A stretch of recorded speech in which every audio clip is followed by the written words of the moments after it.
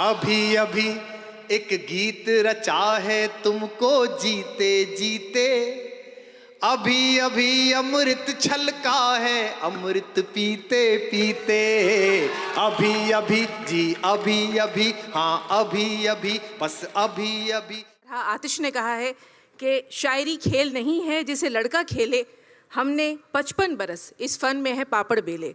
तो शायरी कोई आसान नहीं है, ये एक इल्हामी शय है, जिसे खुदा तौफीक दे, जिसे ज़ौक़ दे, उसके दिल में ये जज्बा पनपता है। इस मौजू पर गुफ्तगू के लिए दो बहुत ही ख़ास मेहमान हमारे साथ हैं। हमारे साथ हैं जनाब कुमार विश्वास साहब और ऋचा अनिरुद्ध साहिबा। भरपूर तालियों के साथ हमारे मेहमानों का इस्तकबाल करें। ऋचा अनिरुद्ध जी, भरपूर तालियों के साथ खुश आमदीद कहिए। और जनाब कुमार विश्वास साहब, नौजवान दिलों की धड़कन, रोल मॉडल और बहुत कुछ, अपनी ज़ात में अंजुमन है। भरपूर तालियों के साथ खुश आमदीद। खुश आमदीद। बहुत बहुत खुश आमदीद। कुमार विश्वास साहब की शख्सियत मोहताज तारुफ नहीं है। नौजवान नस्ल के मशहूर व मारूफ शायर हैं, ये सब जानते हैं। लाखों दिलों की धड़कन है, ये भी सब जानते हैं। आपकी शायरी तारुफ के लिए लफ्ज़ों की मोहताज नहीं है, दूर दूर तक आपकी शायरी की धाक जमी हुई है। आप मैदान सियासत के भी शनावर हैं, आम आदमी पार्टी के नेशनल एग्जीक्यूटिव रह चुके हैं, अभी नेशनल एग्जीक्यूटिव हैं जी। और कैलिफोर्निया स्टेट असेंबली ने आपको सर्टिफिकेट ऑफ रिकग्निशन से भी नवाजा है। इसके अलावा बहुत सारी चीज़ें हैं जो कुमार विश्वास साहब ने अपनी ज़ात से, अपनी सलाहियतों से, अपनी काबिलियतों से उर्दू शायरी और उर्दू मुशायरे को दी हैं। गंगा जमनी तहज़ीब की आबियारी, उर्दू और हिंदी की दोस्ती, इसे एक पायदार रिश्ते में बांधना, शायरी को टेक्नोलॉजी से, नई टेक्नोलॉजी से हम आमेज़ करना, ये तमाम चीज़ें ऐसी हैं जो इनकी खुदादाद सलाहियतों की बदौलत उर्दू शायरी को मिली है। और अपनी शख्सियत के बारे में ये हम और क्या इनकी शख्सियत के बारे में कहें, इसके अलावा कि ये महर ताबा से कोई कह दे कि अपनी किरणों को गिन के रख ले, मैं अपने सहरा के ज़र्रे ज़र्रे को ख़ुद चमकना सिखा रहा हूँ। तो ये वो आफ़ताब है जिसकी तमाज़त, जिसकी ताबानी लफ्ज़ों की मोहताज नहीं है कि उसे हम एक्सप्रेस करें अपने अल्फाज के ज़रिए। ऋचा अनिरुद्ध जी टीवी और रेडियो का बहुत ही जाना पहचाना नाम, टीवी की मशहूर मारूफ शख्सियत, रेडियो की मशहूर मारूफ आवाज़, जो बहुत सुरीली प्रोग्रामों के ज़रिए दिल्ली मेरी जान हो और या फिर बिग हीरोज़ हो, हम 92.7 पर इन्हें सुनते हैं। इसके अलावा आप सब इनको याद करते हैं ज़िंदगी लाइव में 2007 से 2014 के दौरान इन्होंने ये शो पेश किया और इसने कामयाबी और मकबूलियत के बहुत सारे रिकॉर्ड्स कायम किए, अवार्ड से भी नवाजी गई। और बातें इतनी खूबसूरत इनकी होती हैं कि फराज का वो शेर याद आ रहा है कि सुना है बोले तो बातों से फूल झड़ते हैं, ये बात है तो चलो बात करके देखते हैं। तो हमारे दोनों मेहमानों के लिए एक बार फिर ज़ोरदार तालियां और इनकी खूबसूरत गुफ्तगू और आपकी समातें। थैंक यू सो मच, शुक्रिया शगुफ्ता। मैं आज की बातचीत एक डिस्क्लेमर के साथ शुरू करना चाहूँगी। मेरा उर्दू शायरी से या उर्दू से दूर दूर तक कोई सरोकार, कोई रिश्ता नाता नहीं रहा है और ना ही इसका ज्ञान है, और मैं सच में नहीं जानती कि मुझे यहाँ क्यों बुलाया गया ये काम करने के लिए। पत्रकार हूँ, सवाल पूछना आता है, लेकिन आजकल पत्रकारों के सवालों पर भी सवाल उठने लगे हैं, the quality of questions that we ask. पूरी कोशिश करूँगी इंसाफ कर सकूँ। कुमार विश्वास के साथ कोई भी चर्चा करने का एक बहुत बड़ा फ़ायदा होता है कि आपको हाउस फुल मिलता है, तो भीड़ जुटाने की चिंता कभी नहीं करनी पड़ती। और एक अच्छे कवि होने के नाते आप जानते हैं, एक बहुत अच्छे वक्ता हैं ये, तो मुझे उम्मीद है कि संभाल ही लेंगे इस चर्चा को, कोशिश और उसके अलावा आप सब यहाँ हैं, मैं कोशिश करूँगी कम से कम बातचीत मैं करूँ, ज़्यादा से ज़्यादा मौका आप लोगों को दूँ। So we'll open the house for questions from all of you. Kumar Vishwas, आपके एक शेर से अगर गुस्ताखी कर सकूँ शुरू करने की, या आप कहना चाहें तो आप कह सकते हैं। पढ़ के सुनाएंगी जी, उर्दू बज़्म में मैं बोलती हूँ, आप ही शुरू कर, आप बोल दीजिए सबसे पहले। ये उर्दू बज़्म है और मैं तो हिंदी माँ का जाया हूँ, ज़ुबाने मुल्क की बहनें हैं, ये पैगाम लाया हूँ, मुझे दोगुनी मोहब्बत से सुनो उर्दू ज़ुबां वालों, मैं अपनी माँ का बेटा हूँ, मैं घर मौसी के आया हूँ। तो मेरा पहला सवाल यही कि हिंदी के इस बेटे का अपनी मौसी से कितना गहरा रिश्ता और लगाव है? पहले तो रेख्ता को बहुत बहुत मुबारकबाद। दिल्ली के बारे में एक शेर हमने सुना था बचपन में कि मीलों तक फैली दिल्ली का ये भी एक तारुफ है, कुछ अफसानों की कब्रें हैं, कुछ कब्रों के अफसाने हैं। लेकिन आज दिल्ली का एक परिचय रेख्ता भी है। रेख्ता की डेट डिक्लेयर होती है तो लोग दुबई से, सिंगापुर से, अमेरिका से, कलकत्ता से, बम्बई से अपने टिकट बुक करा लेते हैं कि उर्दू चाहने वाले और उर्दू से मोहब्बत करने वालों का जश्न है, चलो दिल्ली चलते हैं, वहाँ चलते हैं। तो मैं उनको बहुत बहुत शुभकामनाएं देता हूँ। जो पहला सवाल है वो ये है कि हिंदी का मैं कवि हूँ। हालांकि ये भी बड़ी अहंकार की उक्ति है कि मैं कवि हूँ। मेरे ख़ानदान के सबसे बड़े फ़कीर ने, जो सबसे बड़ा कवि था बाबा तुलसी, उन्होंने खुद ने कहा था कि मैं कवि नहीं कहलाना चाहता, अभी मैं कवि हूँ ही नहीं। और जिनसे मैंने क्लास में कविता पढ़ी, मैं जब पीजी का स्टूडेंट था, मेरे टीचर जिनके अंडर में मैंने डॉक्टरेट की, डॉक्टर कुंवर बेचैन, उनका एक शेर है शायरी को लेकर, गज़ल को लेकर, कविता को लेकर कि ये सोच कर मैं उम्र की ऊंचाइयां चढ़ा, शायद यहाँ, शायद यहाँ, शायद यहाँ है तू, पिछले कई जन्म से तुझे ढूंढ रहा हूँ, जाने कहाँ, जाने कहाँ, जाने कहाँ है तू। तो मेरा बचपन एक छोटे से कस्बे में बीता और मैं एक प्रोफेसर का बेटा हूँ, अध्यापक का बेटा हूँ। आप सब जानते हैं कि अध्यापक का पुत्र होना काफ़ी कष्टकर प्रक्रिया है। उसमें आप लगातार पढ़ते लिखते रहते हैं, आपको पढ़ाया लिखाया जाता रहता है। तो मैं उस परंपरा से आया। लेकिन मेरे पिताजी के जो दोस्त थे 3, उनमें एक सरदार थे, सरदार राजेंद्र सिंह जी, जिनको सिख ट्रेडिशन का बहुत ज़बरदस्त ज्ञान था। और एक शहर के घड़ी साज थे मरहूम चचा हमारे अजीजुल हक साहब, उनको उर्दू का बहुत अच्छा ज्ञान था। तो सुबह और शाम की जो नशिस्त घर पे होती थी, जो बैठकें होती थी प्रोफेसर साहब के घर में, उनमें तमाम शेरी किस्से, गालिब के किस्से, मीर के, दाग के, मोमिन के, मजाज की बातें, और उन दिनों क्या चल रहा था, बशीर बद्र बहुत पॉपुलर हो रहे थे, मेरठ में दंगे हुए थे। उन्होंने एक शेर कहा था कि लोग टूट जाते हैं एक घर बनाने में, तुम तरस नहीं खाते बस्तियां जलाने में। सो शुद्ध सनातनी ब्राह्मण परिवार होने के बावजूद भी, भाषा के एक अध्यापक के पुत्र होने के नाते मुझे उर्दू से एक सामान्य मोहब्बत हुई। उर्दू एक ऐसा समंदर है जिसके किनारे से आप खाली नहीं लौट सकते। और ये बड़ा दुर्भाग्य है कि 1990 के बाद से देश में कुछ सियासतदानों ने पूरी कोशिश की कि वो उर्दू को मुसलमान बना दें और हिंदी को हिंदू बना दें, लेकिन सलाम आप सबका कि आपने उनको कामयाब नहीं होने दिया। तो उर्दू से ये मोहब्बत रही। और मैं ये मानता हूँ कि मैं हिंदी का विद्यार्थी हूँ, हिंदी से आजीविका चलाता हूँ। मेरे घर में जो कुछ भी संपत्ति है, मेरे पास जो भी यश है, वो मेरी माँ हिंदी का दिया हुआ है। लेकिन मैं ये भी मानता हूँ कि जब जब मैं अपनी बात कहने में, चाहे मेरी मोहब्बत रही हो, चाहे सियासत रही हो, जब जब मुझे लगा कि मैं माँ से ठीक से बात नहीं कर पा रहा हूँ या उनकी ओर से ठीक से आशीर्वाद नहीं मिल रहा है, मैंने कोई झिझक नहीं रखी कि मैं अपनी मौसी के पास गया और उसने हर बार मुझे लफ्ज़ दिए कि मैं हिंदुस्तान से बात कर सकूँ, दुनिया से बात कर सकूँ। क्या बात है। और 2002 में आपने एक कोशिश की थी, जो आपने कहा कि हिंदी को हिंदू मानने की और उर्दू को मुसलमान मानने की, इसको रोका जाए। उस कोशिश के बारे में चाहेंगे आप सबके साथ बांटें, और उस कोशिश का बहुत विरोध हुआ, वो भी बताएं। विरोध तो शायद जन्मकुंडली में ही है और अच्छी बात है। लेकिन 2002 में जब मैंने कवि सम्मेलन को ब्रांड बनाने की कोशिश की, तो उस वक्त हिंदी के कवियों का काफ़ी विरोध हुआ और उनका मानना था कि कुर्ता पजामा, गद्दे बिछे हुए हैं, मसनद लगी हुई हैं, बीच में एक माइक है, आप सबको प्रणाम करता हुआ 4 पंक्तियां प्रस्तुत कर रहा हूं, ऐसे काम चलाना चाहिए। मैं कुछ नए तरीके से सोच रहा था और मैं देख रहा था, मैं बड़ा खुश हूँ, ये ख्वाब सा पूरा हो रहा है। ये रेख्ता का ख्वाब नहीं है, मेरा भी ख्वाब है कि आज इस महफिल में ग्रे हेयर्ड लोग कम हैं। आज सब, मतलब देखिए, सब जवान चेहरे दिख रहे हैं, खूबसूरत लोग दिख रहे हैं, सब लड़के लड़कियां यहाँ पर आए हुए हैं। ये 2002 के कवि सम्मेलन में नहीं थे। तो जब ये कवि सम्मेलन शुरू किए तो कुछ विरोध हुआ। तो मैंने पहला काम ये किया कि उर्दू के शायर उस वक्त के जो मशहूर थे और उर्दू की शायरा, उनको हिंदी कवि सम्मेलन में बुलाना शुरू किया। ये शुरुआत की बशीर बद्र साहब से, निदा फाजली साहब, मुनव्वर राना साहब, राहत इंदौरी जी, इन सबको बुलाया। नौजवान साथी थे मंजर भोपाली जैसे, उन सबको भी, साथियों को बुलाया, आप भी आइए, शायरात को बुलाया। तो उसका बड़ा विरोध हुआ। हिंदी के कवियों ने, अधिकांश ऐसा लोगों ने कहा कि ये अपने मुशायरे पे चढ़ने नहीं देते, ये तो हमको कवि नहीं मानते, ये वहाँ तो 5-5 हज़ार में सुना रहे हैं, तुम इनको यहाँ 25 हज़ार दे रहे हो, तरह तरह की बातें हुई। लेकिन मेरे 3 लक्ष्य थे जो कामयाब हुए।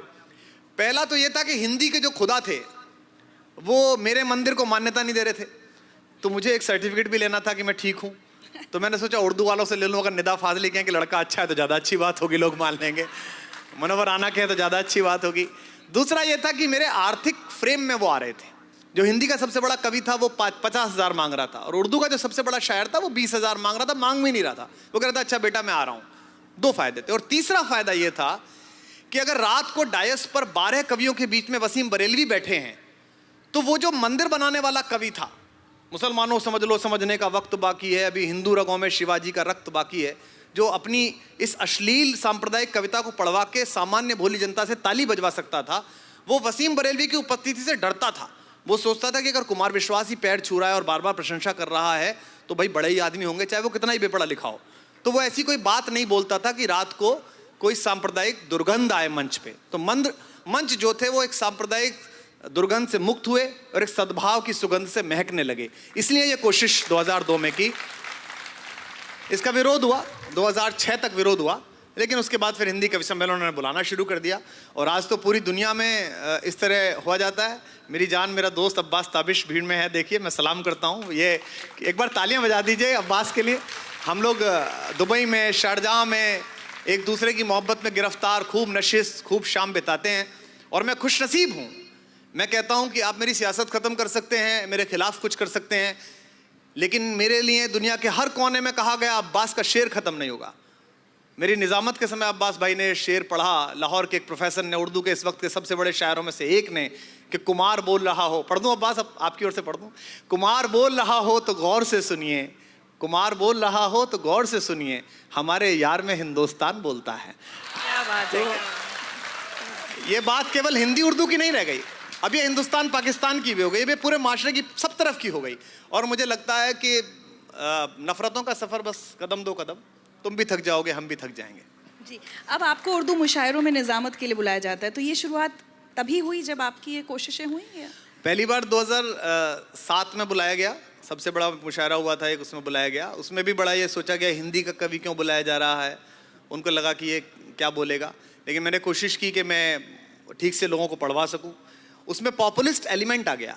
जो उर्दू का मुशायरा था वो बड़ा टिपिकल था, तो जनाब मुशायरा बाहंग पर आ पहुंचा है आपकी बेदारियों को सलाम करते हुए, वो इतना ज़्यादा मोनोटोनस था कि जो लड़का आया है BIT सिंदरी से, जो लड़का आया है IIT खड़गपुर से, जो लड़की आई है फैशन इंस्टीट्यूट से, उसको समझ में नहीं आ रहा कि हो क्या रहा है। तो उसमें फिर थोड़ी बहुत चुहल, थोड़ा खुशनुमा रंग, थोड़ी मस्ती, एक आध कोई ऐसा शेर जिसको वो उसको तुरंत समझ में आए, वो बोलना शुरू किया। तो अच्छा काम हुआ, दुबई के, शारजाह के, इंदौर के, दिल्ली के मुशायरे बहुत मशहूर हुए। और अब अच्छी बात है कि लोग पहुंच रहे हैं। कुछ लोगों को याद होगा कि 2004 में एक क्लिप बड़ी मशहूर हुई थी, पगली लड़की। उसमें वसीम भाई का एक शेर आता था, मोहब्बत में बुरी नीयत से कुछ सोचा, हाँ उसमें था, मोहब्बत में बुरी नीयत से कुछ सोचा नहीं जाता, कहा जाता है उसको बेवफा, समझा नहीं जाता। वो बड़ा लोगों को अच्छा लगा। इवन 2002 में जब दीवाना कहता है, मैंने पहली बार क्लिप निकली थी, उसमें गालिब का मिसरा उल्टा पढ़ दिया था। पूरी दुनिया के बहुत सारे लड़कों को वो उल्टा मिसरा ही याद रहता है। अब मैं उनसे कहता हूँ भाई मैं उल्टा पढ़ गया था, आप तो सही याद कर लीजिए। मैं जानता हूँ कि मैं अभी अच्छा नहीं लिख पाया हूँ, मैं कोई ऐसा नहीं लिख पाया कि मैं रेखता के डायस पे बैठ के ये बात कहूँ कि मैं बहुत बढ़िया लिख रहा हूँ, लेकिन मैं रास्ता ज़रूर हूँ। मैं उस शाहराह तक, उस राजपथ तक पहुँचने वाली पगडंडी हूँ।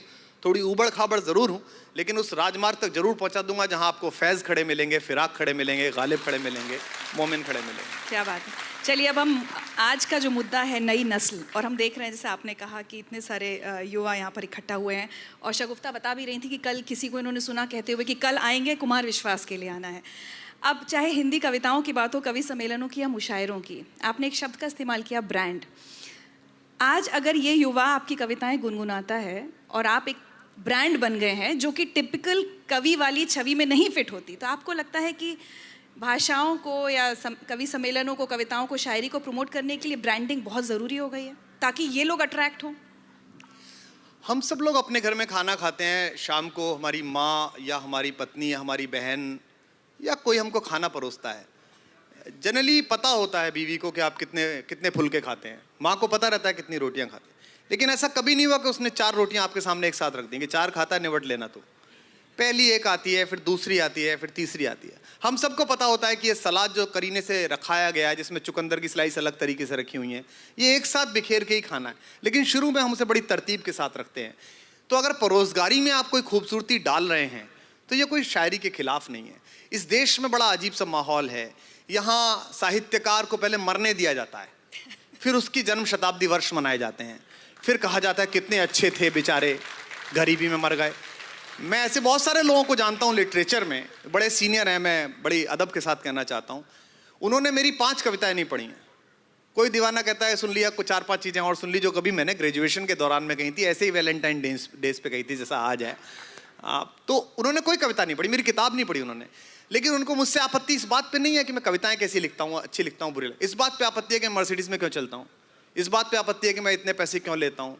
मेरा कहना यह है कि क्या इस देश को इस बात पे शर्म नहीं आनी चाहिए कि हमने नागार्जुन को, हमने दिनकर जी को भी जो राज्यसभा में रहे, हमने निराला को मुफलिसी में मरने दिया।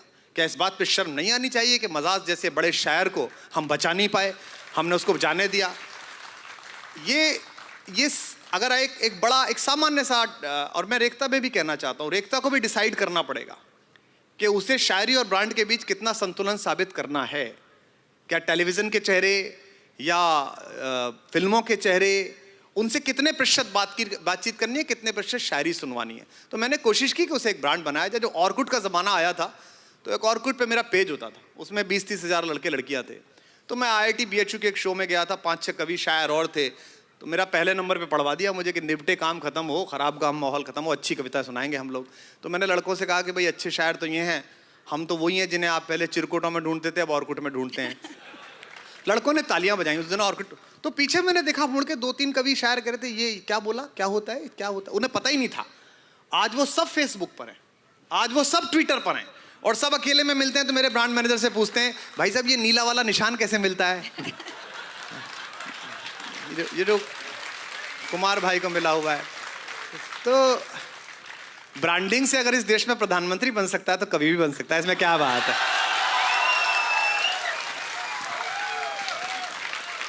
अच्छा, इससे पहले कि ये लोग हुटिंग शुरू करें, बहुत नाइंसाफ़ी होगी अगर अगला सवाल नहीं पूछा जाए, पहले कुछ सुन लिया जाए, कुछ 4 पंक्तियां।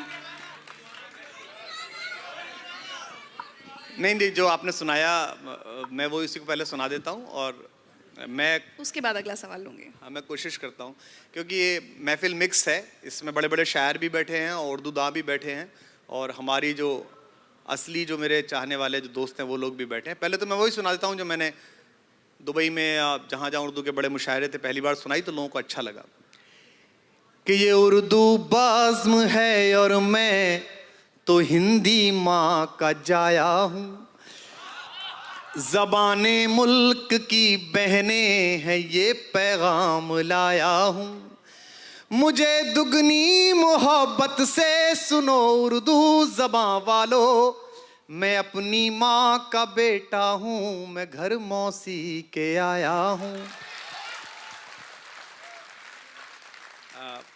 यही काफ़ी है, बाकी बातचीत ज़्यादा महत्वपूर्ण है, तो रोज़ ही सुनते हैं, कहीं ना कहीं 16 को सुनेंगे जी।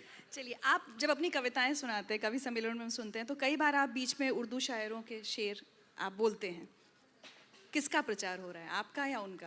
नहीं, मेरा तो क्यों होगा। जॉन एलिया अगर मैंने पहली बार बोलना शुरू किया, बहुत सारे लोगों ने उसको सुनना शुरू किया, और मुझे ऐसा लगता था कि गोलकुंडा की खान से सीधा हीरा निकला और यूं ही चला गया, तराशा नहीं। जॉन को मैं जब पढ़ता था और वो बड़ा अजीब सा था, और बाद में उसने खुद ने कहा, मेरी खुशनसीबी है कि उनकी हिंदी में जो पहली किताब आ रही है वाणी प्रकाशन से, वो मैंने संपादन की है और वो जल्दी आपको मिल जाएगी, ताकि आप लोग देवनागरी में जॉन को पढ़ सकें। चाहे अहमद नदीम कासमी हो, इस समय हमारे मुल्क में अब्बास भाई बहुत मशहूर हैं, चूँकि लगातार इनको मैंने अपने कवि सम्मेलनों में, अपने शोज़ में रेफ़र किया। मुझे लगता है कि वही बात वहीं आ रही है कि इनमें से बहुत सारे लोग ऐसे हैं जो शकेब तक नहीं पहुँचेंगे अपने आप, मुझे इन्हें बताना पड़ेगा। आजकल क्या है, मैं शाम को बैडमिंटन खेलता हूँ जैसे, तो वहाँ बहुत सारे दोस्त खेलने आते हैं, कई सियासत के लोग हैं उस जगह पर, कई दूसरे तरह के लोग हैं, उन्हें एक शेर याद हो गया है शकेब का। अब आपको आश्चर्य होगा, ये तो शो हो गया, बैडमिंटन में शेर कैसे याद होगा। क्या हो गया है कि जैसे आप डबल्स खेल रहे हैं और आपका पार्टनर कमजोर हो, वो शटल नहीं उठा पा रहा है, आपने इधर उठाई, पीछे डी पर उठाई, फिर नेट पे उठाई, और फिर भी आप पॉइंट हार गए। तो मैं एक शेर कहता हूँ कि मैं एक अब्र का टुकड़ा कहाँ कहाँ बरसूं, तमाम दश्त ही प्यासा दिखाई देता है। तो ये शेर मैंने वहाँ बोला, तो उनमें से कई लोगों ने पूछा मुझसे, एक बड़े लीडर हैं, भाजपा के बड़े नेता हैं, पॉलिटिशियन है, इस समय केंद्रीय मंत्री, उन्होंने कहा कुमार भाई ये क्या बोलते हो। तो मैंने उनसे कहा कि भाई ये शकेब का शेर है कि मैं कब्र का टुकड़ा कहाँ कहाँ बरसूं। तो मैं ये सोच रहा हूँ मैं कहाँ कहाँ से इस शटल को उठाऊं, ये तो चल ही नहीं रहा, मेरा पार्टनर तो खड़ा है बेचारा। तो शेर याद हो गया, जिंदगी में पहुंच गया। दुष्यंत के साथ भी यही हुआ। 77 के बाद हिंदुस्तान के सियासतदानों ने पार्लियामेंट में बहुत दुष्यंत बोले कि कौन कहता है आसमान में सुराख नहीं हो सकता, एक पत्थर तो तबीयत से उछालो यारो। हमारे जो बड़े भाई हैं, मेरे जो नेता हैं, मेरे दोस्त हैं, वो अपना कई बार गाते हैं, हो कहीं भी पीर लेके आग लेकिन आग जलनी चाहिए, सिर्फ हंगामा खड़ा करना मेरा मकसद नहीं, मेरी कोशिश है कि ये सूरत बदलनी चाहिए। तो आवाज़ मिली। ये कई बार किसी के साथ 200 साल बाद न्याय होता है, 300 साल बाद होता है, और मुझे भी लगता है कि हिंदुस्तान कभी 200-300 साल बाद ऐसा हुआ कि या इंसानी जज्बात और राजमहल के जज्बात के बीच एक लाइन खींचनी शुरू हुई और कॉमन मैन की फीलिंग को शायरी कहा जाने लगा। तो चचा गालिब के प्रति बहुत सम्मान के बाद भी मैं कहना चाहता हूं कि नज़ीर उनसे बड़े शायर कहलाएंगे, क्योंकि वो ये लिखना जानते हैं जो ककड़ी वाले की शायरी है वो लिख सकते हैं। लैला की उंगलियां बेचूं, मजनू की पसलियां बेचूं, आओ दिल वालो खाओ दिल वालो, नरम ककड़ियां बेचूं, वो ये लिखना, हाँ उन्होंने लिखा है। और वो ये लिखना जानते हैं कि कैसा था बांसुरी के बजैया का लड़कपन, क्या क्या सुना है कृष्ण कन्हैया का लड़कपन। वो ये लिखना जानते हैं कि सब ठाट पड़ा रह जाएगा जब लाज चलेगा बंजारा। तो जो भी spoke person of the time हो, अगर वो बोल सकते हैं तो उन्हें बोलना चाहिए। मुझे याद है कि आशुतोष राणा को जब पहला फिल्म फेयर मिला था तो उन्होंने दिल्ली के एक दोहे लिखने वाले नरेश शांडिल्य, एक कवि हैं, गजल भी कहते हैं, उनका एक दोहा पढ़ा था फिल्म फेयर में। और मेरे दोस्त थे, मैंने उनको तुरंत फोन करके कहा कि आपको नाम लेना चाहिए था, आज उस आदमी को कितनी रिकॉग्निशन मिलती। उन्होंने कहा कुमार मुझको पता नहीं था, अगली बार से मैं बोलूंगा। और वो दोहा नरेश शांडिल्य का था, छोटा हूं तो क्या हुआ, हूं मैं आंसू एक। आशुतोष बताना चाहते थे कि मैं सागर से आया हुआ छोटा सा कलाकार हूं, पर क्या हुआ, तुम जो बड़े बड़े पिताओं के बेटे हो, जो हीरो बन जाते हो, राजनीति की तरह तुमने जो कर रखा है कि गांधी लगा लो तो ही चलोगे, वहां पे भी थे। उन्होंने कहा कि छोटा हूं तो क्या हुआ, हूं मैं आंसू एक, सागर जैसा स्वाद है तू चक्कर तो देख। क्या बात है। तो अगर आशुतोष ये बोल देते हैं, अगर शाहरुख ऐसा बोल देते हैं, और मैंने शाहरुख को भी कहा था, अभी जब बल्गारिया गए थे हम लोग सुबह ब्रेकफास्ट में, मैंने उनको भी कहा था आपकी जिम्मेदारी बनती है, आप दिल्ली के लड़के हैं, you are a town boy, और उर्दू जो है वो दिल्ली की विरासत है, दिल्ली का उस पर हक है, आपकी तो बहुत जिम्मेदारी बनती है कि आपकी सारी फिल्मों में, आपके टेलीविजन शोज में, नहीं तो शो करिए स्पेशली इस काम के लिए, जिसपे, और हम शुक्रगुजार हैं जगजीत सिंह साहब के, हम शुक्रगुजार हैं गुलजार साहब के, जिन्होंने एक पूरी जनरेशन को उर्दू सिखाई है, जिन्होंने मजाज बताया है हमको जितने उस समय के शायर थे उनसे परिचय कराया। तो मुझे लगता है मेरी आपकी सबकी जिम्मेदारी है कि हम उस जबान को पहुंचाते चलें। आपकी व्यक्तिगत जिंदगी में आपके लेखन पर किस शायर के आप सबसे ज़्यादा इन्फ्लुएंस महसूस करते हैं? अब बदलता रहता है, जैसे इन दिनों पिछले 4-5 महीनों में, 4-5 सालों में ठुकाई पिटाई बहुत हुई, बहुत पुलिस ने मारा वारा, तो फैज़ बहुत अच्छे लगने लगे। कुछ पुलिस वाले सब सुन रहे हैं वहाँ पीछे कर। पुलिस वाले सुन रहे हैं, हो सकता है वो वारंटी लेके आए हो क्योंकि यहाँ तो एक केस निपटता है तो दूसरा लग जाता है। तो फैज़ अब अच्छे लगने लगे। शुरुआत के दिनों में मैं 80 के दशक में विधिवत जवान हो रहा था, 90 के दशक में, तो उस वक्त में आपको सबको याद होगा कि साहिर का बड़ा जलवा था, और मुर्दा शाहों के मकाबिर से बहलने वाली अपने तारीख मकानों को तो देखा होता, अनगिनत लोगों ने दुनिया में मोहब्बत की है, कौन कहता है कि सादिक न थे जज्बे उनके, वो सब हमें याद था। और गरीबी में आदमी कम्युनिस्ट हो जाता है, तो मुझे लगता था कि मेरे पास इतने पैसे नहीं है कि मैं इस गर्लफ्रेंड को घुमा सकूं, तो साहिर समझ में ज़्यादा आने लगा था। तो बहुत सारे लोग हैं, साहिर है, गुरदत्त हैं, जिन्होंने मिलके बर्बाद किया हम सबको। इन लोगों ने योजनाबद्ध तरीके से मेरी ज़िंदगी ख़राब की। मैं अपनी लाइब्रेरी में अभी एक दिन किताबें सजा रहा था, कुछ निकाल रहा था, तो मेरे ऑफिस में किसी ने मेरा फ़ोटो खींच लिया और कहा कि सर इसको फेसबुक पे लगाना है, अजीब सा फ़ोटो है। तो मैंने कहा लाओ यार फ़ोटो दिखाओ। मैंने फ़ोटो देखा मोबाइल में, तो मैंने एक शेर कहा उसी वक्त उस फ़ोटो पे लगाने के लिए। चलता हुआ शेर है, जैसा कि फेसबुकिया होते हैं, लेकिन फिर भी उसमें बात है। मैंने ये कहा कि वैसे तो आपके हिस्से भी कम नहीं हिस्सा, वैसे तो मतलब आपके मतलब आप जैसी जो थी उस वक्त, अब तो हम काफ़ी वक्त हो गया। आपने अपना बर्बाद किया होगा, मेरी वाली ने अपना बर्बाद किया। वैसे तो शेर सुनिएगा, मजा लीजिएगा कि वैसे तो आपके हिस्से भी कम नहीं हिस्सा, इन किताबों ने भी बर्बाद किया है मुझको। तो वो तमाम वक्त था। पहली बार मैं जब दीवान पढ़ा चचा गालिब का, तो ये समझ में नहीं आया कि इसमें 10 शेर के अलावा क्या इन्हें एक साथ ही रख देते, बाकी किताब क्यों लिख रखी है, क्योंकि 9th क्लास में पढ़ा, फिर 12th में दोबारा पढ़ा, फिर दोबारा पढ़ना शुरू हुआ।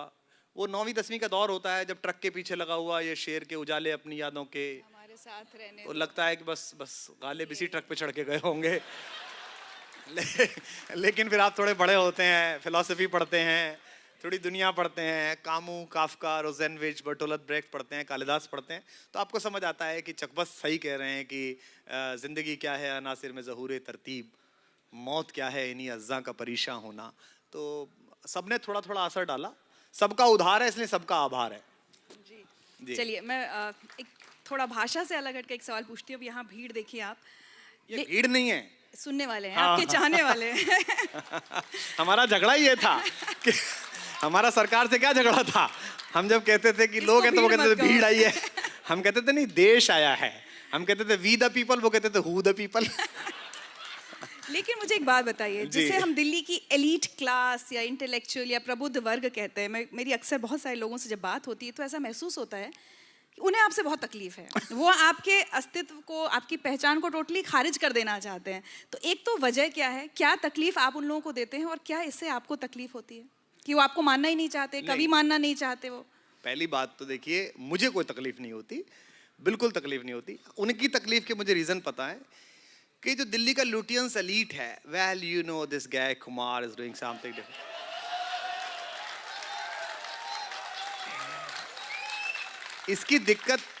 इसकी दिक्कत ये है कि इनमें से अधिकांशतः या तो अनपढ़ हैं या कुपढ़ हैं।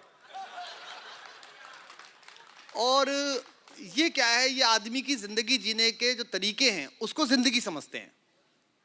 ये आपसे मिलेंगे इंडिया हैबिटेट सेंटर में शाम को सब्सिडी की वोदका पीते हुए, तो ये नहीं सोचेंगे कि आपसे बात क्या की जाए।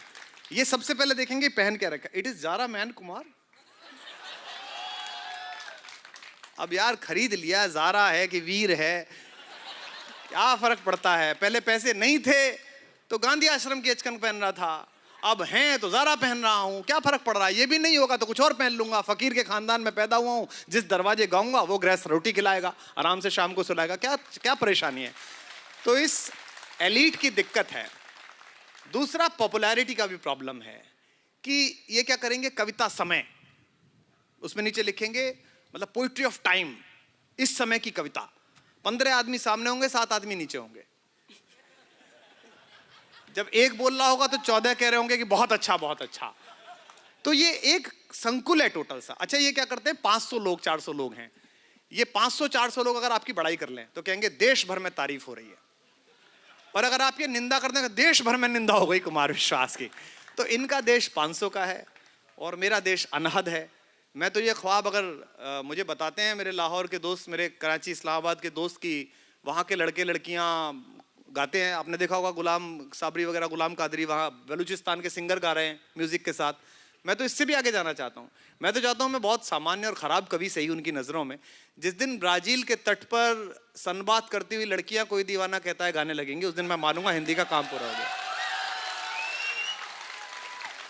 तो इस एलीट को दिक्कत, मैं तो बहुत छोटा आदमी हूँ, इस एलीट को दिक्कत तो गालिब से भी थी। उस समय वो उस्ताद का ज़्यादा जलवा था, गालिब का कम था, इसीलिए गालिब को ये शेर कहना पड़ा था कि बना है शह का मुसाहिब फिरे है इतराता। तो हालांकि दिल्ली में तो हमारा ही शाह है, फिर भी मैं मुसाहिब नहीं हूँ। और ये इस एलीट को दिक्कत तो सबसे होती है, ऐसे हर आदमी से होती है जो थोड़ा अनगढ़ है, थोड़ा वो है। लेकिन मुझे लगता है ये मेरा स्व है, ये मेरा स्वधर्म है। मैं उन सब क्लब्स का मेंबर भी हूँ, वहाँ जाता भी हूँ, और मैं अंदर से देसी हूँ, इसलिए उनको भी दिक्कत लगती है। उनको लगता है ये देसी एलिमेंट बड़ा अजीब है।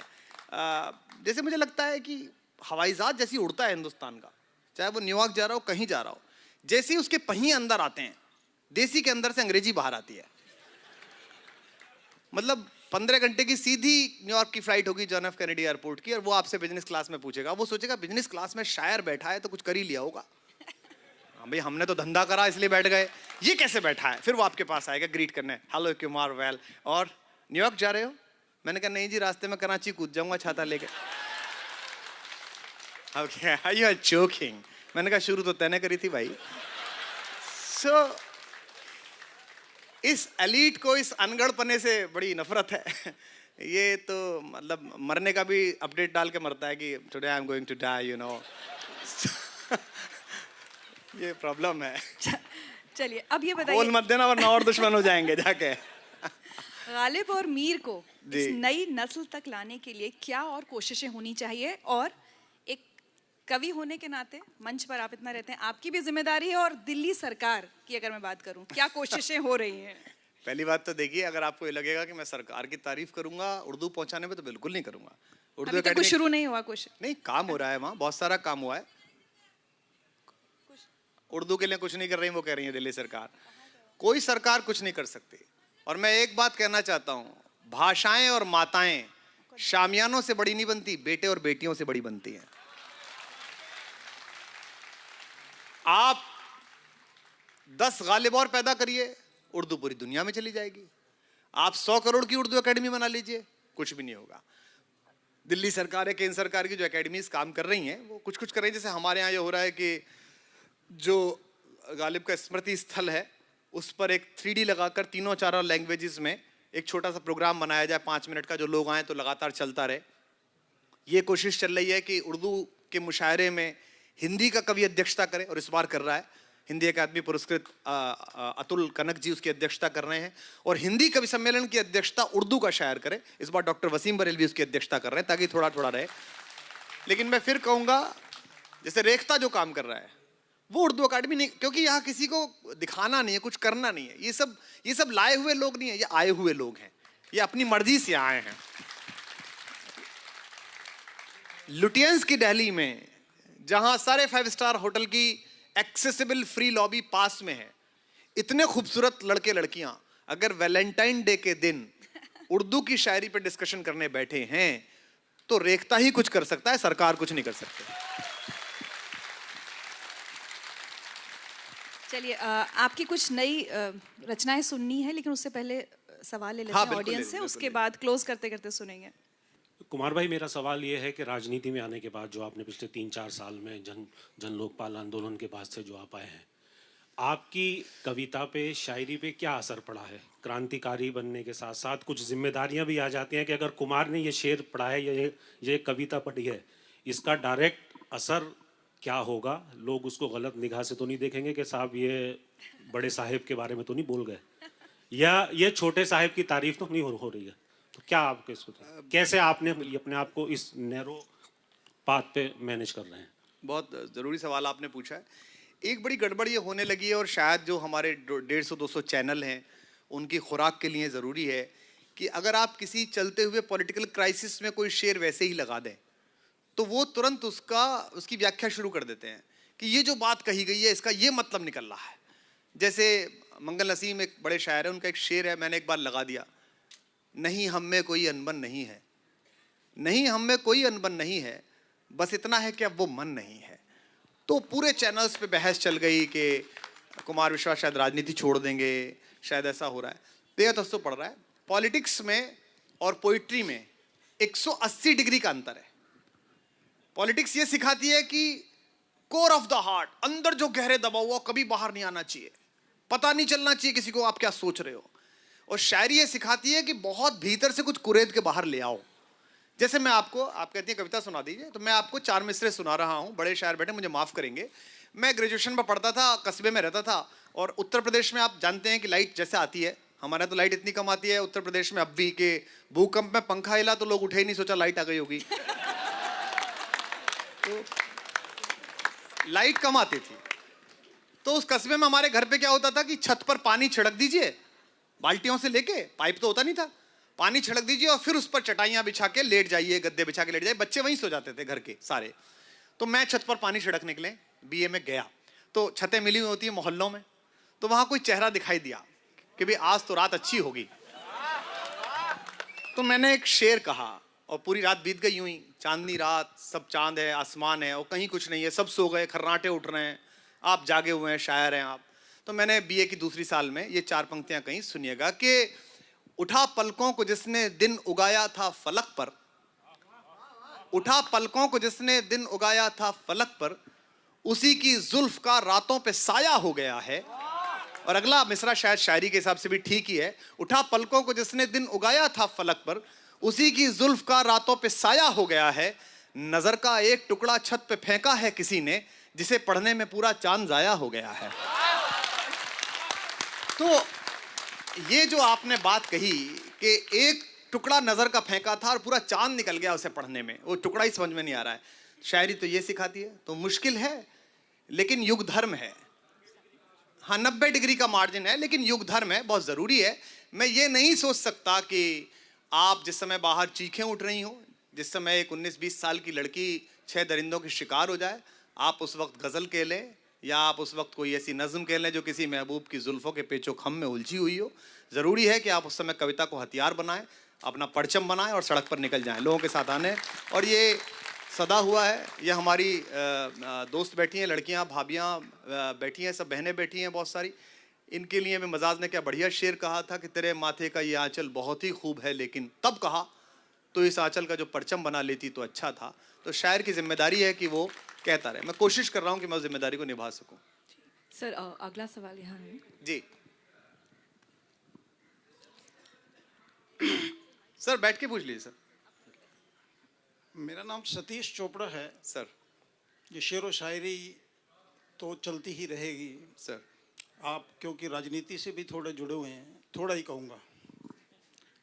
तो मुझे कई बार दुख होता है, इस वक्ता के माध्यम से मैं कहना चाहूँगा कि इस दिल्ली शहर में मैक्स मुलर मार्ग है, कोपरनिकस मार्ग है, टॉल्स्टॉय मार्ग है, होने चाहिए। दिल्ली देश की राजधानी है, बड़े बड़े लोगों के नाम होने चाहिए।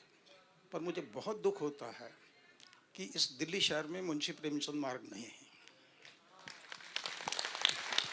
मैं चोपड़ा साहब सरकार में नहीं हूँ, पर मैं आपको भरोसा दिलाता हूँ कि मैं अभी जिस भी वक्त मुझे मौका मिलेगा, मैं पूरी कोशिश करूँगा कि दिल्ली की किसी भी ऐसी सड़क पर जो दिल्ली सरकार के पास हो, चूँकि हमें ये भी पता नहीं कि हमारे पास क्या है और साहिब के पास क्या है, ये वही बताते हैं कि ये तुम्हारे पास नहीं है। तो जैसे ही कारण यह है कि हिंदी के नाम से बहुत बड़ी बड़ी बातें कही जाती हैं और 73 साल की ज़िंदगी में एक साहित्य के विद्यार्थी होते हुए मैंने देखा है कि अंदर खोखलापन है। मैं बिल्कुल कोशिश करूंगा कि सरकार तक ये बात पहुंचाऊं और उम्मीद करता हूं कि अगले रेख्ता में हम लोग किसी भी तरीके से मुंशी प्रेमचंद मार्ग और गालिब पथ पर चलकर यहाँ तक आएंगे। कोशिश करता हूँ। सर एक छोटी बच्ची है यहाँ, she has a question for you. Good afternoon, sir. I am Anshra. I want your autograph, please. Thank you, शुक्रिया। And one Shayari you have told in आपकी अदालत नई हवाओं को सोबत बिगाड़ देती है। Please. I referred it. क्या बात है। बहुत अच्छा। देखिए, यही आप जो पूछती हैं वो यही नई है, नस्ल है। एलीट वाले अपने घर बैठे रहे, यहाँ तक काम पहुँच रहा है। जी काफ़ी अच्छी थी, काफ़ी देर से वो रिक्वेस्ट कर रही थी। बैठो, सर जरूर सुनाऊंगा। बैठो जी, आप पूछ लीजिए। सुना रहे हैं? नहीं, मैं कुछ, हाँ, मुझे कहा गया है तो मैं सुना देता हूँ, और वो बाकी सवाल होगा तो मैं ज़रूर ले लूँगा, ऐसा नहीं हो जाए। मैं कुछ एक गज़लें आपको सुना देता हूँ, 2-3 अलग अलग शेर जो पहुँच जाएं तो। कि हम कहाँ हैं ये पता लो तुम भी, आज वैलेंटाइन डे है। हम कहाँ हैं ये पता लो तुम भी, बात आधी तो संभालो तुम भी, बात आधी तो संभालो तुम भी। और शेर सुने और अगर दाद पहुंचा पाए तो पहुंचाएं कि दिल लगाया ही नहीं था तुमने, दिल लगाया ही नहीं था तुमने, दिल लगी की थी मजा लो। हम कहाँ हैं ये पता लो तुम भी, बात आधी तो संभालो तुम भी, दिल लगाया ही नहीं था तुमने, दिल लगी की थी मजा लो तुम भी। और शेर सुने कि हमको आंखों में ना आंजो, लेकिन कस्बे से हूं मैं इसलिए आंजो बोल रहा हूं, हमको आंखों में ना आंजो लेकिन खुद को खुद पर तो सजा लो तुम भी। और एक शेर सुने, शायद शायरों को पसंद आया, अब्बास भाई आपकी नजर के जिस्म की नींद में सोने वालों।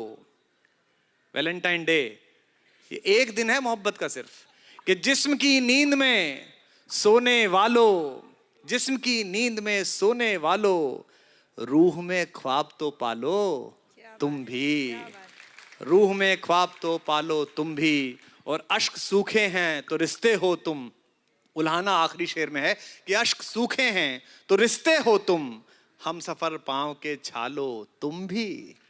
बहुत बहुत शुक्रिया। नई थी, पूछें और कोई सवाल? और सवाल ले सकते हैं जी तो। आप पाकिस्तान से आए हैं, इनके लिए आप जी।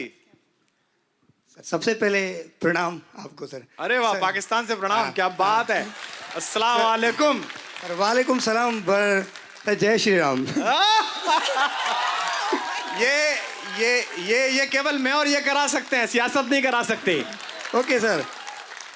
जी सर मेरा नाम मुकेश भारतानी, मैं साउथ एशियन यूनिवर्सिटी में पढ़ता हूँ, सोशियोलॉजी डिपार्टमेंट में। जी। तो मैं आपकी पोइट्री बहुत पाकिस्तान में सुनता था बहुत, और तब यहाँ फ्रेशर पार्टी हुई तो मैंने आपकी पोइट्री जो रिसाइट की थी, कोई दीवाना कहता है कोई पागल कहता है। और सर मेरी विश थी कि मैं आपसे कभी मिलूं। बहुत दोस्तों को मैंने पूछा, बताया कि सर से कैसे मुलाकात हो सकती है, लेकिन भगवान की कृपा से आज आपका सर दर्शन हो गए। तो मैं I wish to know about the sir poetry. एक अमास की काली रातों में जब पिछले कमार में, सर इस तरह कोई पोइट्री वो बहुत शुक्रिया कि उस जगह इतने सालों रहने के बाद और आप उस मुल्क के नागरिक हैं, बड़ी संप्रभुता के सम्मान के बावजूद आपके पास हिंदी जिंदा रही, आपके पास हिंदुस्तान जिंदा रहा और हमारी मोहब्बत जिंदा रही। बहुत बहुत शुक्रिया आपको। वो तो लंबी कविता है, आप नेट पे सुन लेंगे। मैं फिर एक गज़ल सुना दूं, अगर आप लोग कहें तो सुना दूं। बिल्कुल ऐसा सुना रहा हूँ जो कहीं नहीं सुनाया, कि मेरा ख्याल अच्छा मैं गाकर भी सुनाता हूँ। ये आवाज़ कहाँ से आई है? जी मैं सुनाता हूँ कि मेरा ख्याल, सुनिएगा, कि मेरा ख्याल तेरी चुप्पियों को आता है। दाद मिले आप अच्छा हो तो। मेरा ख्याल तेरी चुप्पियों को आता है और तेरा ख्याल मेरी हिचकियों को आता है। तेरा ख्याल मेरी हिचकियों को आता है। और शेर सुनेगा कि गलत पते पे चली आई ये जतलाने का, गलत पते पे चली आई ये जतलाने का, उलाहना भी तेरी चिट्ठियों को आता है। और हथेलियों में मिली जड़ को, जितने आपके सीनियर्स हों, आपके बुजुर्ग हों, आपके टीचर हों, जिनसे सबने सीखा, जिनसे जाना, जश्न रेख्ता को ये शेर समर्पित है कि हथेलियों में मिली जड़ को साहिबा करना। अपने उस्तादों को दुआएं दीजिए, आपकी तालियां अगर मिलेंगी तो मुझे लगेगा कि आप उनके साथ हैं। कि हथेलियों में मिली जड़ को साहिबा करना, लाख मिट्टी हो मगर मिट्टियों को आता है। लाख मिट्टी हो मगर मिट्टियों को आता है। और बरहना आँख में रहती है। हम यूनिवर्सिटी में पढ़ते थे तो हम थोड़ा सा संस्कार, थोड़ा सा ढका सिर देखने के लिए जामिया घूमने जाते थे। तो बरहना आँख में रहती है कितनी कस सुखनी। उर्दू दां लोग उनकी दाद चाहता हूँ, हिंदी का विद्यार्थी शेर कह रहा है कि बरहना आँख में रहती है कितनी कस सुखनी, इशारा दागना बस खिड़कियों को आता है। बरहना आँख में रहती है कितनी कस सुखनी, इशारा दागना बस लड़कियों को आता है। और जो लड़के यहाँ बैठे हैं, तुम्हारे लिए एक शेर है कि बचपना तुमसे है लड़कों कभी छूटता ही नहीं। बचपना, सबसे ज्यादा तालियां आएंगी इस पे, देखिएगा आप। ये इसी बदमाशी का शेर है जिसका मैं शायर हूं कि बचपना तुमसे है लड़कों कभी छूटता ही नहीं, जवान होना तो बस लड़कियों को आता है। जवान होना तो बस लड़कियों को आता है। जी क्या किया जाए, और सवाल लिए जाए या? हाँ बिल्कुल, सवालों से बचना नहीं जी चाहिए। ठीक है, अगला सवाल। सर मेरा नाम रवि जैन है। मैं आपके सम्मान में 2 लाइन कहना चाहता हूँ। सवाल पूछ लो यार। सर एक बार जो मुनव्वर राणा साहब ने आपको दुबई में कही थी कि जब भी मिलता है वो अंदाज जुदा होता है, चांद 100 बार भी निकले तो नया होता है। शुक्रिया, धन्यवाद। सवाल पूछ लीजिए। एक बार जोरदार तालियां हो जाएं कुमार साहब के लिए।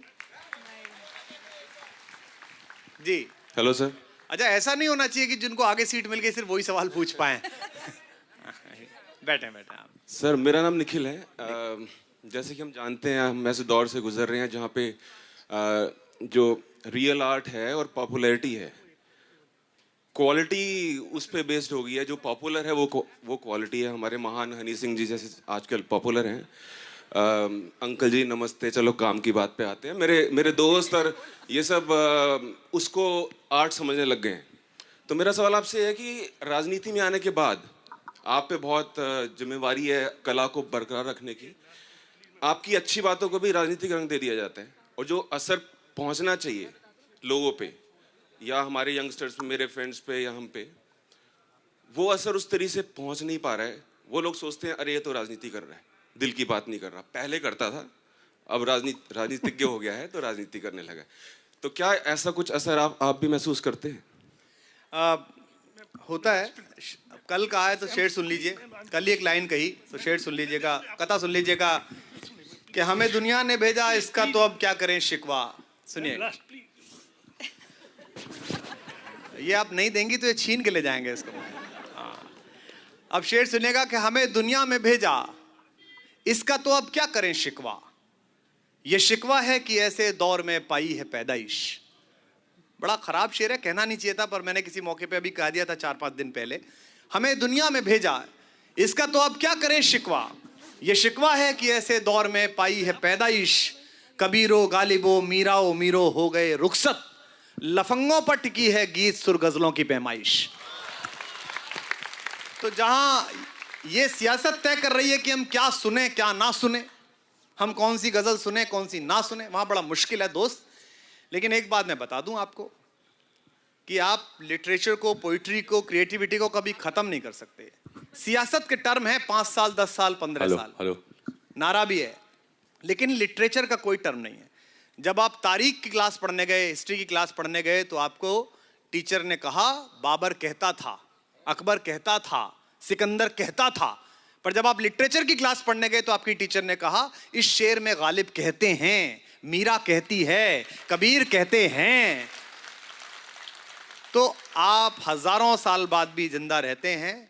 आप, हो सकता है कि मुझ पर आरोप लगाकर मेरी बदनामी करके बाद में 6 महीने 7 महीने बाद ये कह के जी कुछ नहीं मिला, बाबा जी का ठुल्लू मिला, आप कुछ कर सकते हैं।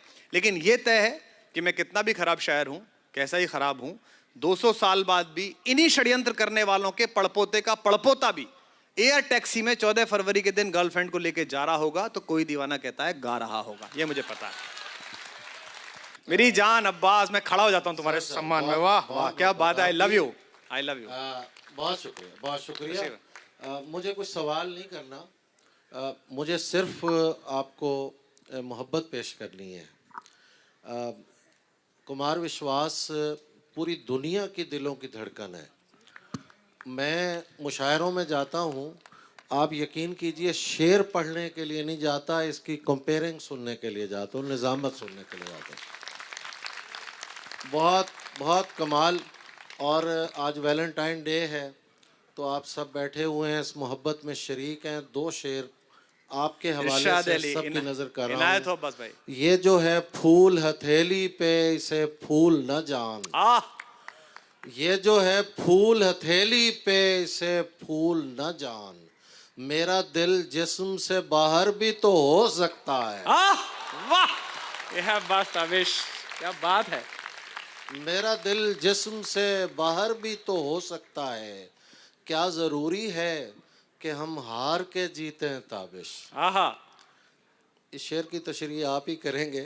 क्या जरूरी है कि हम हार के जीते हैं ताबिश, इश्क का खेल बराबर भी तो हो सकता है। अब्बास भाई, वो गजल का शेर सुना दीजिए जो आपने मेरे लिए उस दिन कहा था वहां दुबई में। जी मैं सुनाना चाहूँगा जी। देखिए, मैं वही कह रहा हूँ कि कुमार बोल रहा हो तो उसको सुनिएगा, कुमार बोल रहा हो तो उसको सुनिएगा। हमारे यार में हिंदुस्तान बोलता है। बहुत शुक्रिया, बहुत बहुत शुक्रिया। आई सैल्यूट यू, बहुत मोहब्बत आपके लिए। और आप ये ना कहा करें कि मैं जैसा भी शायर हूँ, अब दिलों की धड़कन को ये नहीं कहना चाहिए। अगर आप कहेंगे तो ये कुफरान नेमत होगा, ना कहा करें।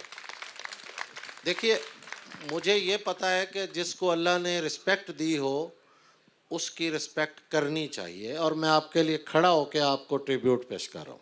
शुक्रिया। क्या बात, क्या बात। जी नहीं नहीं नहीं, अरे इनका कोई फ्रेंड नहीं है। फ्रेंड होता तो आज यहाँ थोड़ी होती। आप बैठिए। आप देखिए सर, बात ऐसी है कि आज के दिन हम आपके इश्क में यहाँ आए हैं और आप हमें किसी और के फ्रेंड के पल्ले बांधे दिए दे रहे हैं। Love you. प्लीज बैठे सर, बैठे हैं, थोड़ी देर बाद बोल रहे। सर प्लीज बैठ जाए, आप आ जाइए, बैठिए बैठिए, आप बैठिए बैठिए।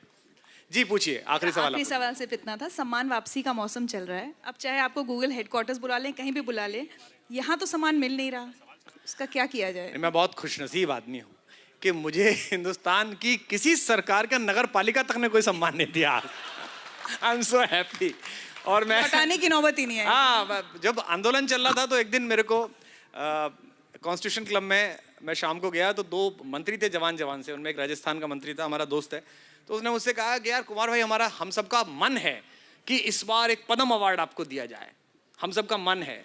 तो मैंने कहा मैं शक्ल से मूर्ख दिखता हूँ या कैसे तुम्हें पता चला कि मैं पागल हूँ या बेवकूफ़ हूँ? तो बोले जी अरे हद है, हमारा मन है कि लिटरेचर में आपको पद्म अवार्ड मिलना चाहिए। मैंने कहा जो मुझको मिला है वो काफ़ी है, क्योंकि सरकारी खूंटों से एक बार बन जाइए। और अभी तो दिल्ली में एक ऐसी सरकार है जिसको यहाँ तक लाने के लिए मैंने भी दिन रात एक किया है, लेकिन आप सब जानते हैं मैं किसी सरकारी डायस पे चढ़ता नहीं हूँ, किसी पे शायरी नहीं पढ़ता हूँ, वहाँ कोई पैसा नहीं लेता हूँ, वहाँ किसी तरह का कोई सम्मान नहीं लेता हूँ, क्योंकि मुझे लगता है ये ज़्यादा अच्छा है। रात भाई ने कहा है ना वो शेर के 2 घोंटों से लगाए हुए फिरते हैं मुझे, मेरी शोहरत किसी अखबार की मोहताज नहीं। तो इनकी मोहब्बत है वो ज़्यादा बड़ी बात है। चलिए अब चलिए गीत से मैं समाप्त किया जाए। मैं एक गीत सुना देता हूँ आपको, खड़ा होकर सुनाऊंगा। आप बैठ जाइए मेरे सम्मान में, आप तो राष्ट्रगान टाइप खड़ी हो गई, बैठिए आप। हाँ, ऐसा लगा कि मतलब आप खड़ी हो जाइए, ऐसा हाँ, वो भी ज़रूर सुनाऊंगा मैं, वो ज़रूर सुनाऊंगा। आप बैठिए आप, हाँ आप बैठिए, बिल्कुल बैठिए। वो वक्त मेरा आपका गया जब हम एक दूसरे के लिए खड़े हो सकते थे।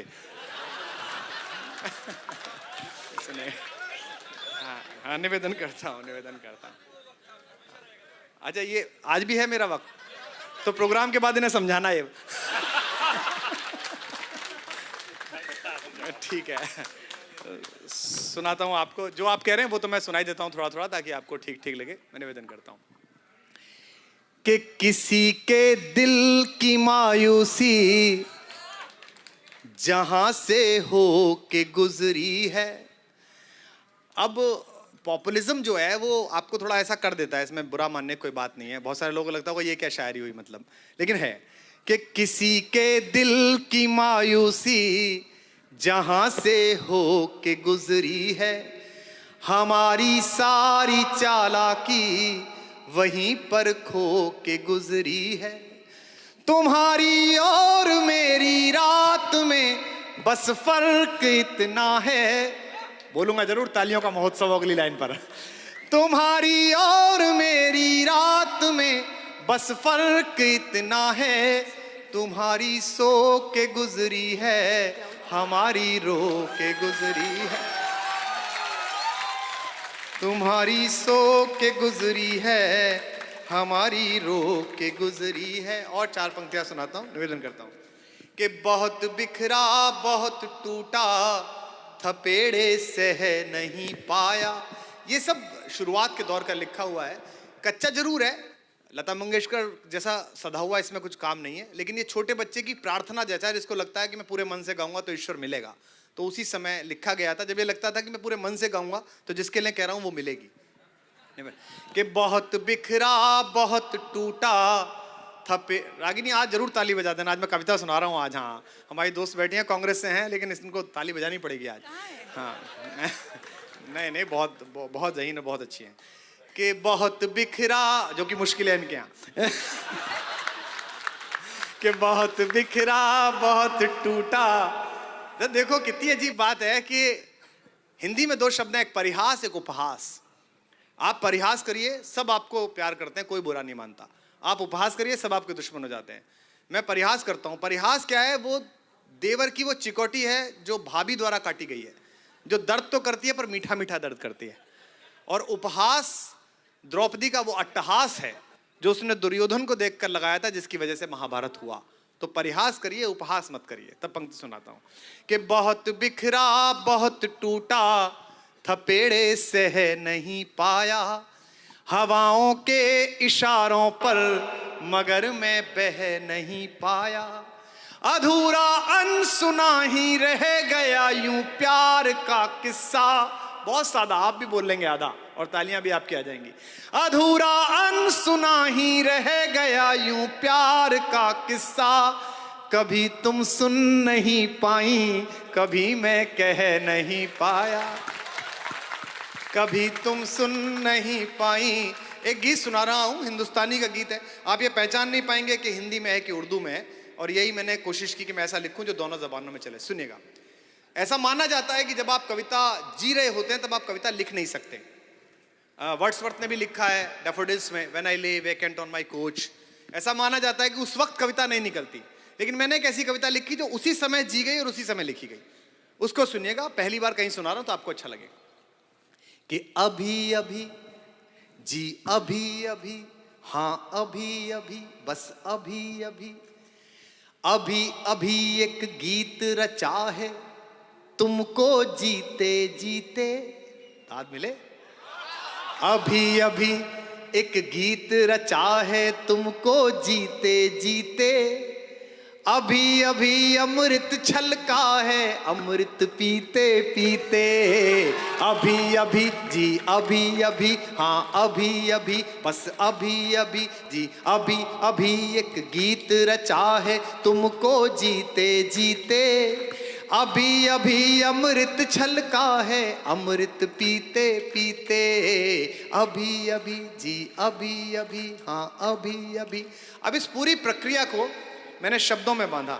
जब कवि सम्मेलन में गया तो मेरे पिताजी मुझसे बोले नहीं 2-3 साल। एक दिन बड़ा कवि सम्मेलन मिला कोई, तो मुझसे बोले, टीवी का था, मुझसे बोले कि अब तुम अपनी तो चला ही रहे हो, एक बात ध्यान रखना कि कविता लिखो तो चूंकि श्रृंगार लिखते हो ऐसा लिखना जिसे पिता अपनी बेटी के साथ सुन सके और माँ अपने बेटे के साथ सुन सके। इस पंडाल में मैं देख रहा हूँ बहुत सारी माएँ अपनी बेटियों के साथ बैठी हैं, बहुत सारे पिता अपनी बेटियों के साथ बैठे। मैं श्रृंगार की घोर अवस्था पर एक गीत लिख रहा हूँ और मैं दावा करता हूं कि किसी दिन मंदिर में आपको प्रार्थना याद ना आए तो इसे गाकर भी आप प्रार्थना कर सकते हैं, और इसकी कोशिश पर आप मुझे दाद दीजिएगा। कि अभी अभी अभी अभी एक गीत रचा है तुमको जीते जीते, अभी अभी अमृत छलका है अमृत पीते पीते। अभी अभी, और आहवा करना, ये जो रेखता का एलीट माहौल है इसको भी थोड़ा तोड़ना, बाद में तो अच्छा अच्छा चलेगा ही। कि अभी अभी सांसों में उतरी है सांसों की माया,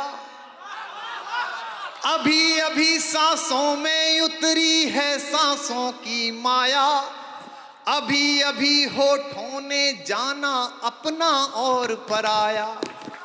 अभी अभी सांसों में उतरी है सांसों की माया, अभी अभी होठों ने जाना अपना और पराया। अभी अभी एहसास हुआ जीवन जीवन बोता है, दर्शन। अभी अभी एहसास हुआ जीवन जीवन बोता है, खुद को शून्य बनाना भी कितना विराट होता है। तो अभी अभी जी अभी अभी, हाँ अभी अभी, बस अभी अभी, अभी अभी भर दिए मधु कलश। कविता की भाषा पर आपका मन चाहता हूं। अभी अभी भर दिए मधु कलश सारे रीते रीते, अभी अभी अमृत छलका है अमृत पीते पीते। अभी अभी एक गीत रचा है तुमको जीते जीते, अभी अभी अमृत छलका है अमृत पीते पीते। अभी अभी जी अभी अभी, हाँ अभी अभी। कुछ लोगों के हाथ ज्यादा दूसरे महत्वपूर्ण कामों के लिए सुरक्षित हैं, वो भी साथ आए, सुनेगा। कि अभी अभी संवाद हुए हैं, आखिरी बंद। अभी अभी संवाद हुए हैं चाहों में आहों में। अगली पंक्ति वैलेंटाइन की है, आपकी वहां मिलेगी। अभी अभी संवाद हुए हैं चाहों में आहों में, अभी अभी चांदनी घुली है अंबर की बाहों में। अभी अभी संवाद हुए हैं चाहों में आहों में, अभी अभी चांदनी घुली है अंबर की बाहों में। अभी अभी पीड़ा ने खोजा सुख का रैन बसेरा, अभी अभी पीड़ा ने खोजा सुख का रैन बसेरा। अभी अभी हम होकर पिघला सब कुछ तेरा मेरा। अभी अभी पीड़ा ने खोजा सुख का रैन बसेरा, अभी अभी हम होकर पिघला सब कुछ तेरा मेरा। तो अभी अभी जी अभी अभी, हाँ अभी अभी, बस अभी अभी। एक नई बात कह रहा हूं जो कि मुश्किल है ज्योग्राफी में। बस अभी अभी जी अभी अभी, तो अभी अभी भर गया समंदर, आखिरी पंक्ति और आपकी दाद चाहूंगा। अभी अभी भर गया समंदर नदियां पीते पीते, अभी अभी एक गीत रचा है तुमको जीते जीते, अभी अभी एक गीत रचा है तुमको जीते जीते, अभी अभी अमृत छलका है अमृत पीते पीते, अभी अभी जी अभी अभी, हाँ अभी अभी, बस अभी अभी। बहुत बहुत शुक्रिया कुमार विश्वास। कुछ दिन पहले मुझसे किसी ने एक सवाल पूछा था, जो मैं एलीट क्लास की बात कर रही थी, कि उर्दू का फेस्टिवल है उसमें कुमार विश्वास को क्यों बुलाया गया? आप कुछ रागिनी कहना डिजर्व अ चाहती हैं? Question please. हाँ, एनीथिंग। कुछ कहेंगी?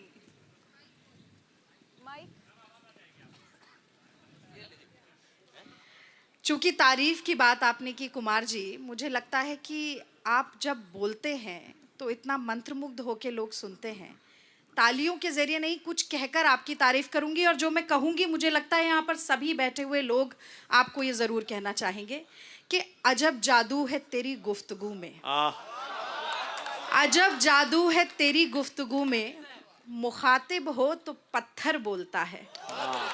अजब जादू है तेरी गुफ्तगू में, मुखातिब हो तो पत्थर बोलता है, और हमारी प्यास का तो मयार ये है कि खुद आगे बढ़ के समुंदर बोलता है। बहुत बहुत धन्यवाद, बहुत बहुत धन्यवाद। मुझे लगता है आज रागिनी ने न्यूज चैनल्स को ब्रेकिंग न्यूज दे दी। सर, आपके इस्तिकबाल में 4 लाइनें पेश कर रहा हूँ। मैं भी शायर हूँ, आरिफ देलवी।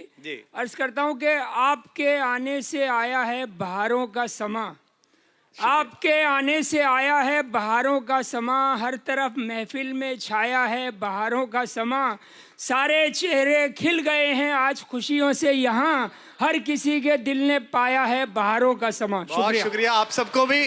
वैलेंटाइन बहुत बहुत मुबारक। कि मोहब्बत एक एहसासों की पावन सी कहानी है, कभी कबीरा दीवाना था, कभी यहाँ सब लोग कहते हैं मेरी आंखों में आंसू हैं, जो तू समझे तो मोती है जो ना। बहुत बहुत धन्यवाद, शुक्रिया, लव यू ऑल।